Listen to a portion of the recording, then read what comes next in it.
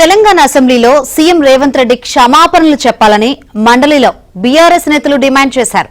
తమ పార్టీ అధినేత కేసీఆర్ పై అనుచిత వ్యాఖ్యలు చేశారంటూ మండలిలో సభను అడ్డుకునే ప్రయత్నం చేశారు. జై తెలంగాణ అంటూ నినాదాలు చేస్తూ కాంగ్రెస్ సభ్యుల ప్రసంగాలకు అడ్డు తగిలారు. చైర్మన్ సుఖేందర్ రెడ్డి వారికి ఎంత సముదాయించినా వెనక్కి తగ్గకుండా వాకౌట్ చేశారు. అనంతరం సభ యథావిధిగా కొనసాగింది.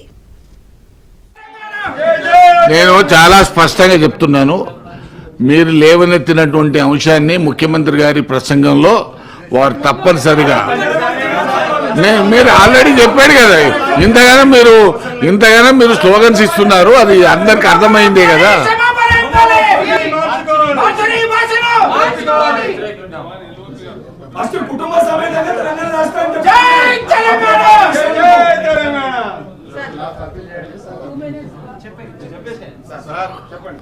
ముఖ్యమంత్రి